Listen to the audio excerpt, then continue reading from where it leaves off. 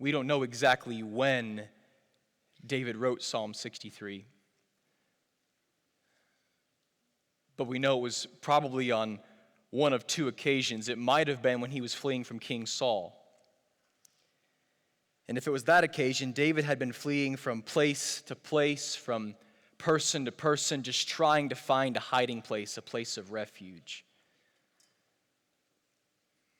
And in his despair and his discouragement, he finally went to the desert of Judah to find a resting place. That's one possible explanation of when he might have written Psalm 63. The other possibility is that it was written when David was fleeing from his own son, Absalom. And if it was that time, then David had experienced a lot of tragedy in his family. His daughter had been raped. His son had been murdered, and now it wasn't some foreign king he was fleeing from, it was his own son.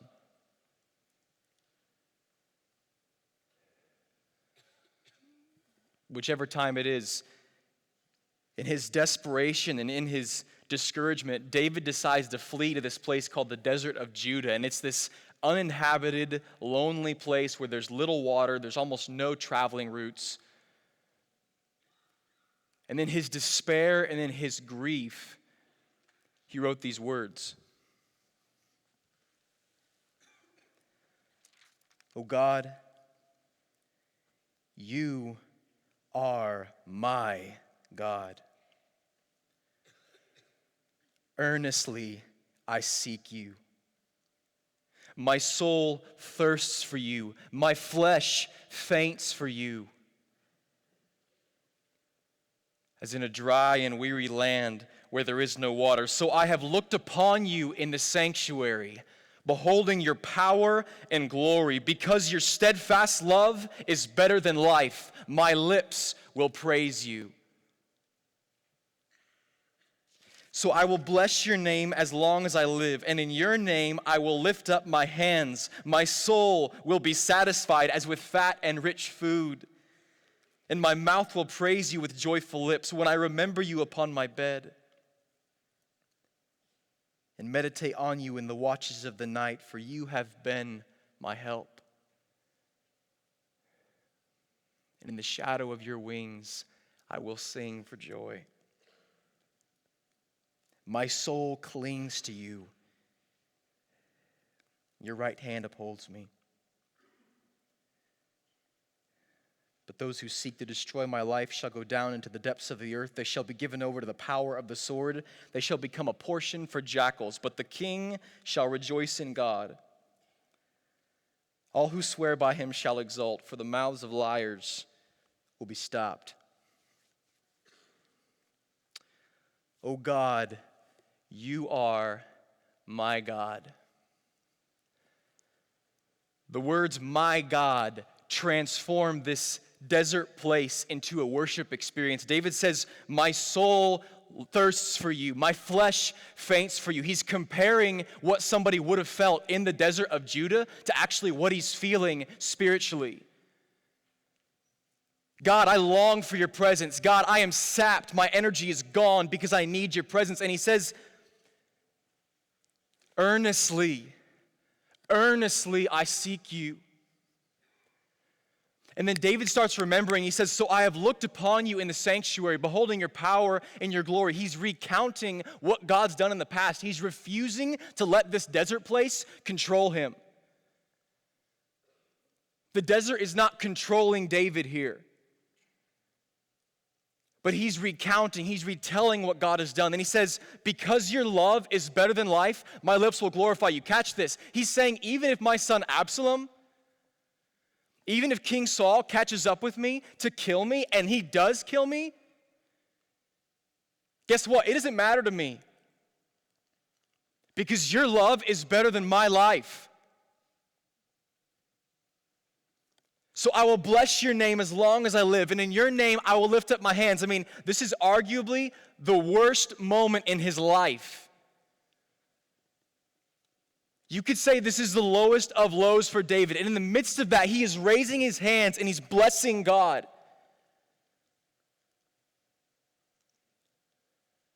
But he actually goes on and he says, my soul will be satisfied as with fat and rich food. And the fat it's the best part of the animal that you'd want to eat. It's the most flavorful part of the meat. He's saying, God, even in this desert place, this dry place where I'm stripped of all else, God, I am perfectly, abundantly satisfied in you.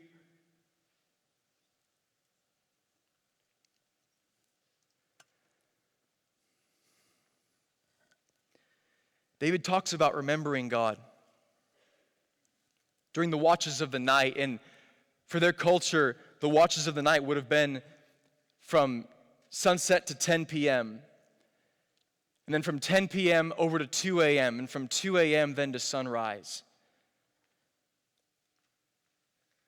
I mean, we're getting this picture that all throughout the night, David is in this constant state of awareness of God's presence,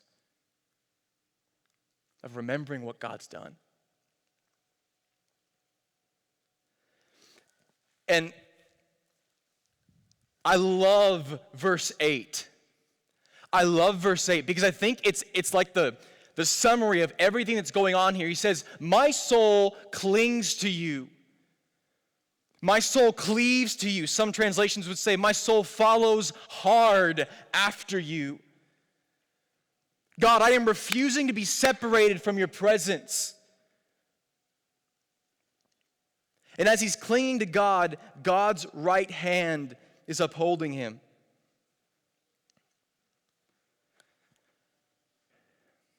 That's David's confession in the desert place.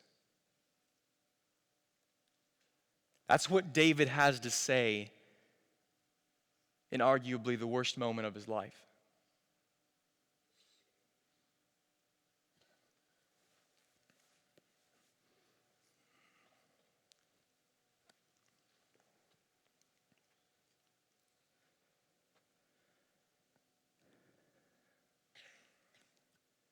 How can David do this?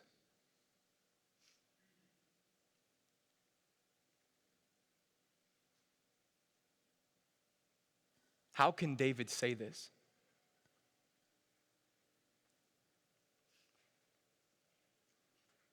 I mean, everything's on the line for him. His future, his kingdom, his family. I mean, he doesn't know if any of that's going to be restored, and yet he's saying things like, God, I will bless your name as long as I live. God, in your name, I will lift up my hands. God, my soul is perfectly, abundantly satisfied. I mean, how is he saying this?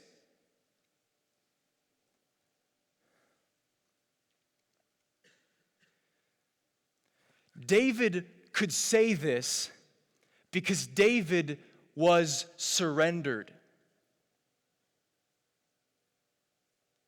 And by that, I mean he had let go of every desire for everything in his life except for one thing. And that one thing was God's presence.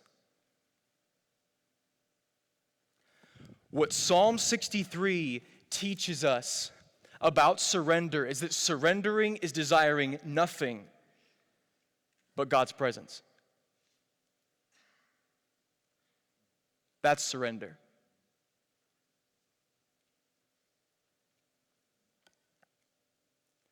Now, by that, I don't mean that David didn't possess any other desires.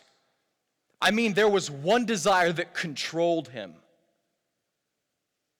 That there was one desire that he hadn't relinquished before God. Surrender is desiring God's presence alone.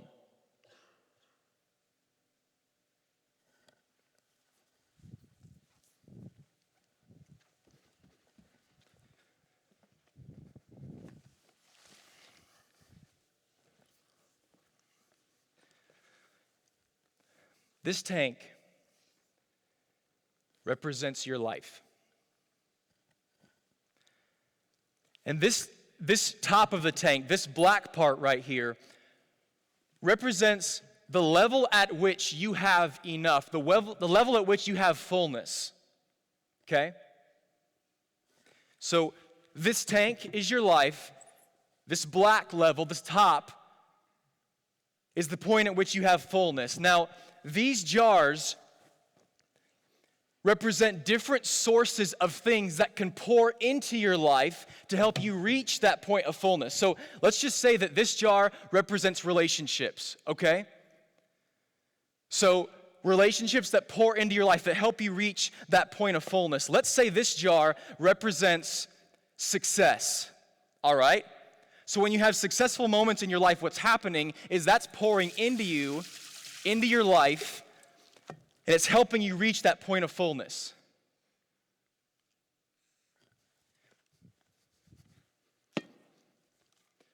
Let's say this one represents influence, okay? So when you have influence over other people, that pours into your life. That helps you reach a point of fullness. So we have relationships, success, influence. These are not bad things, they're just secular things. They're not necessarily good or bad that help your life come to that point of fullness. Now over here, these, on the other hand, represent God's presence, okay? So effectively what David's saying in Psalm 63 is, God, your presence is all I need. This is all I want. My soul is satisfied here. I reach fullness here. So we might ask ourselves, how do you get to that point? I mean, how do you come to the place where you can say, God, just in you alone, my soul be satisfied as with fat and rich food? Well, behind that question, there's another question. And the question behind the question is God enough? Is God enough?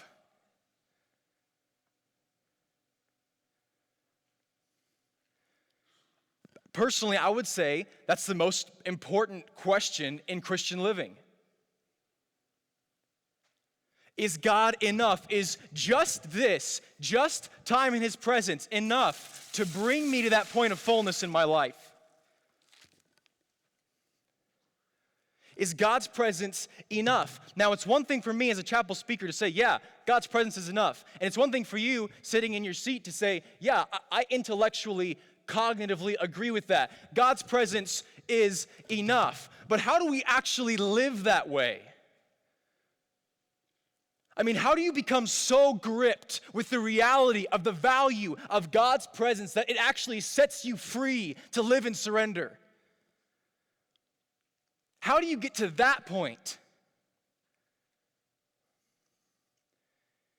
You have to do what David did.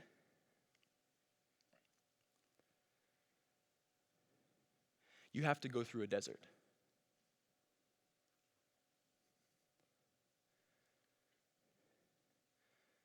The only way you were ever going to desire God's presence alone is if you go through a desert place.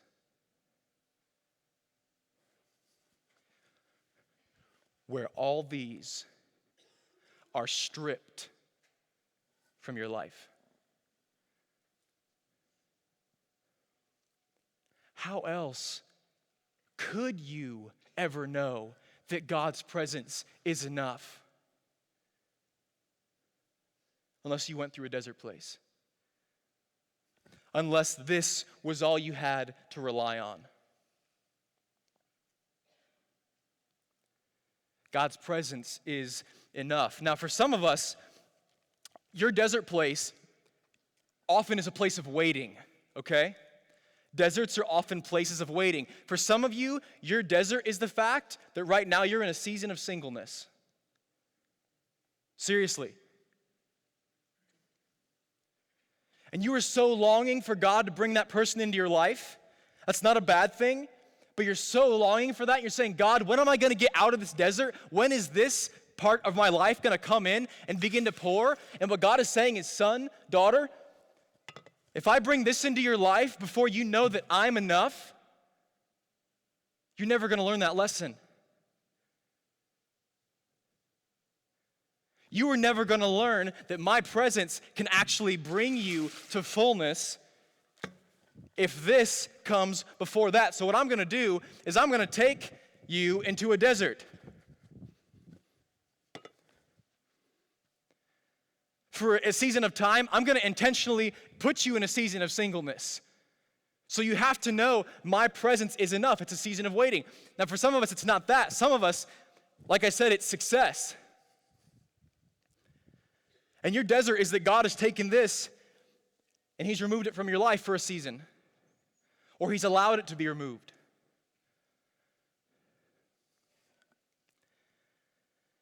As a ministry major, this for me would look like having a big church. Right, ministry majors? That would look like having a lot of tithe in your church.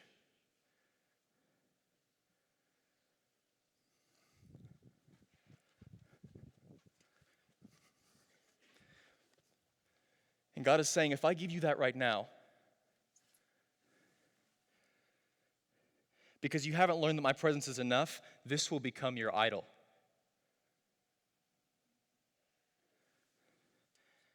And for you, the desert is your protection against idolatry.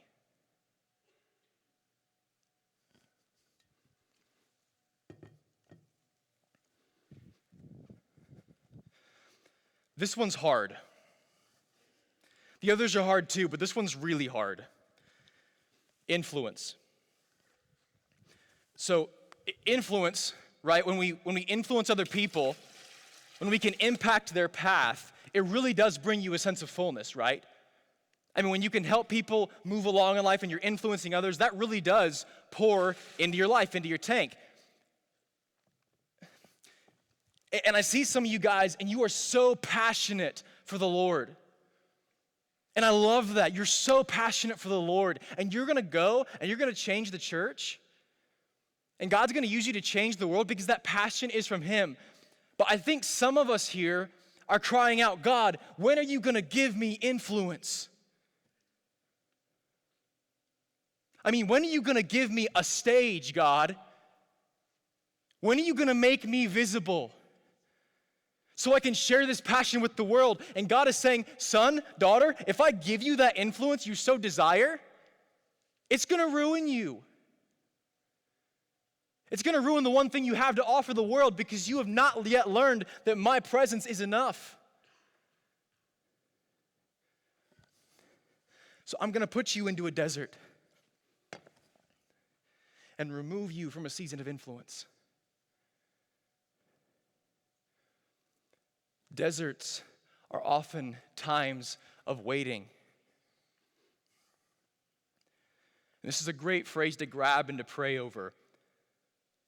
Waiting is the test of surrender.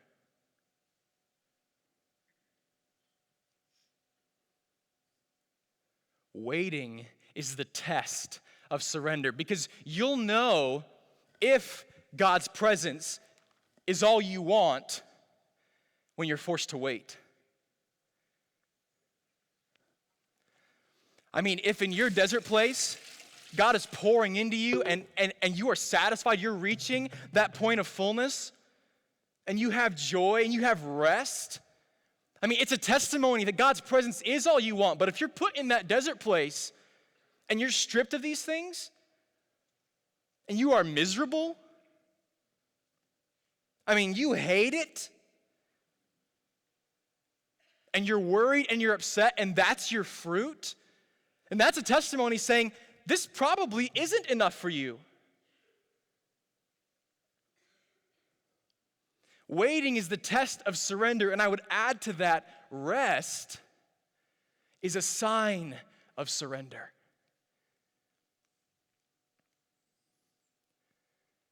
When you're able to be in your desert place and these things have been stripped of you and you have God's presence and you have fullness, you have rest. probably a testimony that you're surrendered.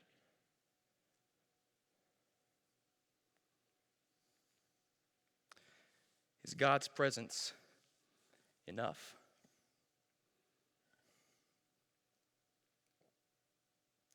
I want to close with two things.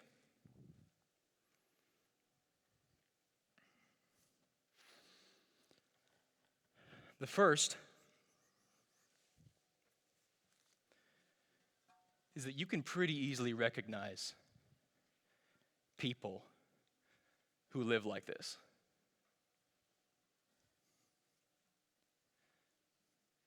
You can pretty easily tell who those people are that have enough in God's presence. Because they do what David did in verse 8.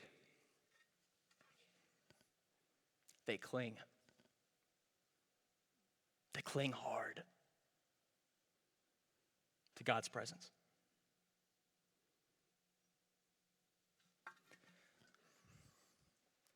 We look at people like Martin Luther, George Mueller, Hudson Taylor, these great men and women of the past, and we say, wow, that person was on fire for God. I mean, they were just all out, and yeah, they were, but really what happened is they went through a desert, and they started clinging to God's presence.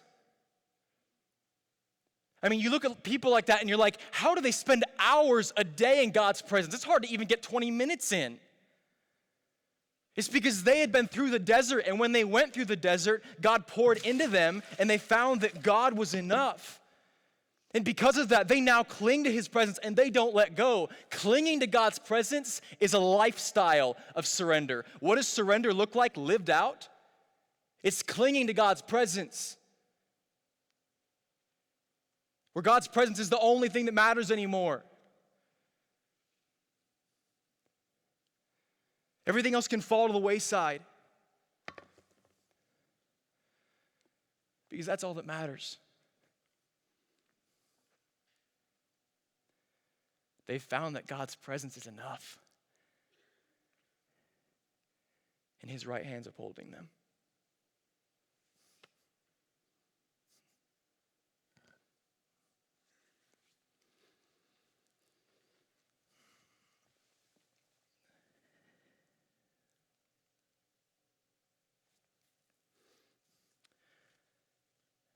Second thing I want to close with is a question.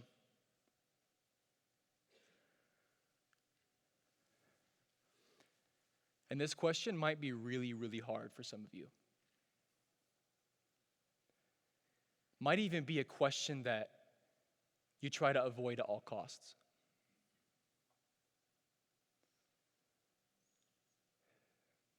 But I'm going to ask it because I think it's important.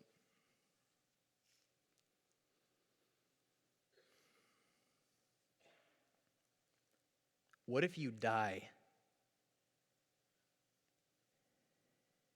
in your desert place?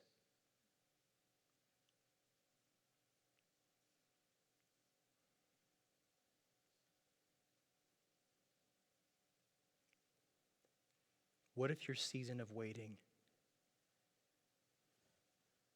doesn't end?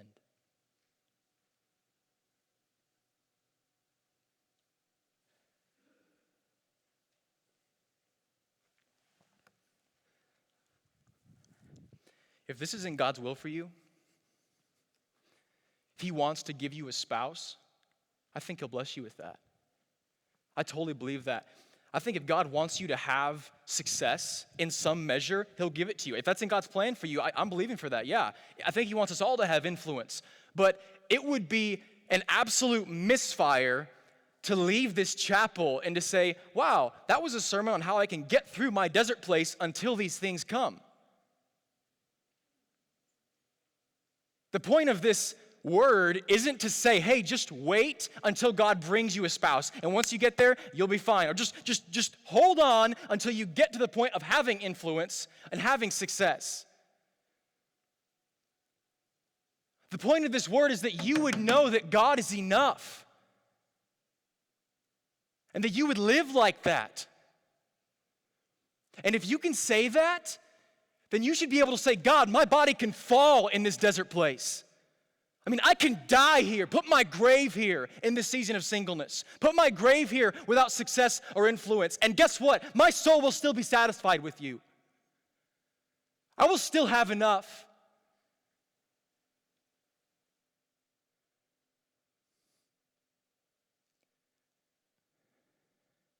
That's what David did. That's what we need to do today. Would you guys bow your heads with me?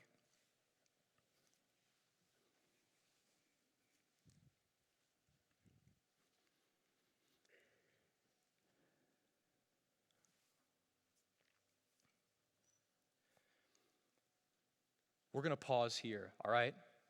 Just bow your heads. But we're going to pause here. We're not going to move on real quickly, okay?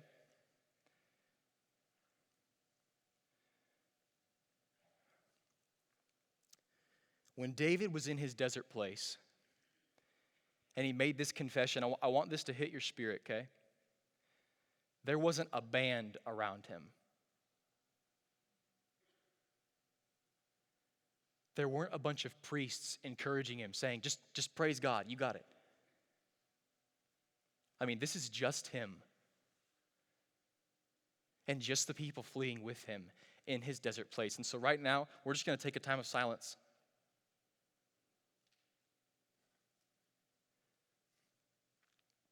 And I'm not even really going to give direction to this. This is just a time of silence before God. And if you're here and you feel like you're in a desert place, and you feel like God has either allowed or brought you to this desert place, He might be saying to you this morning, son, daughter, you need to embrace this. You need to stop kicking and screaming to get me out of the desert, and you need to not forfeit a lesson that you can only learn in the desert. So in these next few moments, if God's calling you to respond in some way, you can stand and raise your hands. You can get on your knees. You can come forward to this altar. But we're going to do this in the spirit of Psalm 63. Not with flash, not with anything, just you and the Lord. So Holy Spirit, I pray right now that you would just speak to our hearts. That you'd speak to our hearts and we would respond to you faithfully. God, if you're calling some people in this room to surrender, to let go of their other desires and to begin to cling to you, I pray they would choose that right now, even in the midst of their desert place.